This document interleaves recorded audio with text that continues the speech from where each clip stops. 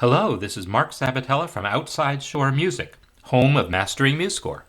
In this week's tip, I want to talk about the notation of seconds, the interval of a second, in which you have basically two notes next to each other, and when you notate them, that means one will be on a line and the other one will be on the next space.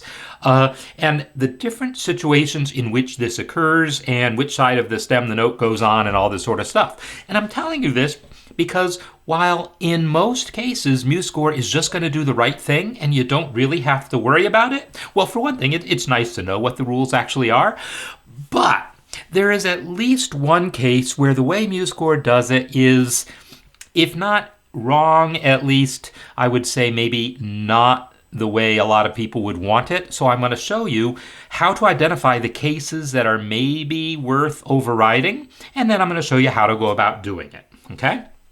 So we have the first case here. I just have a chord where there's a second between the B and the A, and MuseScore is doing exactly the right thing in this case. It arranges them in this diagonal going up and to the right, and the lower note is off on the off to the left of the stem there. So that is the right thing to do. There's no worries if it's all in one voice like that.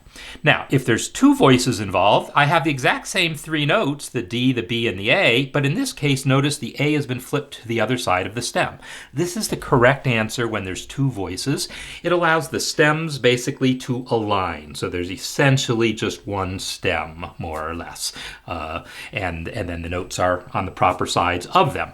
Now, this next case that I'm looking at doesn't actually involve a second, but I want to make a point about what's going on here. In this case, there are two voices, and the downstem voice actually overlaps the upstem voice. The upstem voice has the D and the D, and the downstem voice has the A. And notice that the A is put off to the left, the downstem note is put to the left. That allows it to kind of tuck between the two Ds and therefore save space. So that's kind of a nice arrangement. Again, MuseScore does that correctly. Now, the next case happens if there is actually a second, if I add a G to the proceedings here. And now the A and the G form a second, and the question would be, well, what's the right arrangement here? And in this case, this really is right. MuseScore is going to keep the A to the left with the idea that yes, it can't tuck all the way in like it did in the previous measure, but it's still able to tuck in a little bit and therefore save a little bit of space. It's this last case here, or this next case here, where there's some wiggle room here. Now, instead of the A forming a second with a G, it's forming a second with the B above it. And now, just because of the shape of the notes are kind of, they're not circles, they're like ovals, and they kind of angle up and to the right. Because of the shape of the notes, this A can't really tuck inside. It can't tuck below the A, below the B, the same way it was able to kind of tuck in above the G. It's just due to the shape of the notes. It's not able to actually save any space. So the question is it still advisable to keep the A to the left, or does it make more sense to put it to the right? Well, here in this final measure here, you'll see that I have decided, well, I'm going to move it to the right and see what happens. Well, you can decide for yourself which you like better. They're both acceptable. If you prefer this last layout here, I'll show you how to get it. It's actually not that hard. What I'm going to do is I'm going to take the upstem note here and I'm going to move it to the right. To the left. I'm going to open the Properties panel, and then under Appearance, I'm going to use the horizontal offset, and I'm going to click it left 3 notches. That's hitting the down arrow on that offset field to move it 3 notches. That's 1.5 staff spaces. That will get it to basically line up.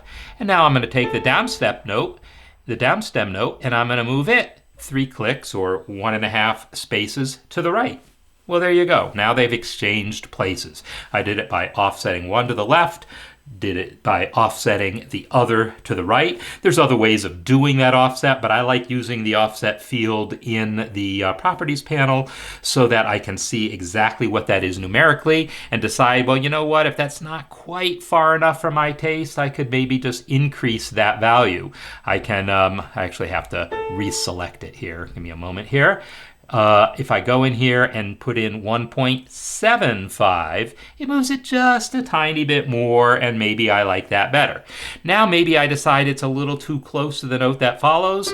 Well, I can select the note that follows, and this time I'm going to increase the leading space. That will move it as well as any other notes it's aligned with to the right. So by increasing the leading space, I can add some additional space there. So in any case, most of the time you're not going to need to do this, but it's that very specific case. Let me reset those adjustments so we can see what they are again. It's this case where the notes kind of overlap and there's a second formed with a note, the downstem note and then the upstem note above it have a second, and it's not really able to save any space by putting it to the left. Those are the cases where you might want to do the exchange. So I know that was a lot to take in, but MuseScore is mostly doing it right, and you can really just let its defaults ride almost all the time. But if you're looking at this case and thinking, I bet I could do better, that's how you do it.